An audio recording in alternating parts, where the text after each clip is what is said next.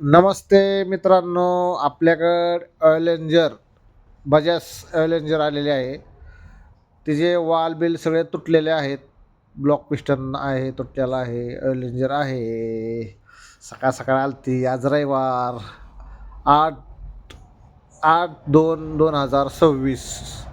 हेडची condition बघा तुम्ही. Head आमचा गडी तर म्हणत होता की हेड चालणारच नाही, पण नाही म्हणलं बघू चालेल, नको काळजी करू, ठेव खाली. तर त्याच्यानंतर मग ही गाडी लवकरच खोलायला घेतली होती. म्हटलं खोलूनच सगळं तयार करावं. टाकी बिकी सीट बीट साईडला काढलं आणि नंतर कस्टमर होतं तिथं, त्याला दाखवलं सगळं. त्याला म्हणलं पिस्टनला सुद्धा होल पडलं आहे. दुर्बिणमधून कसं बघतात तशी बघितलं, तो होल पडलेला आहे त्याला.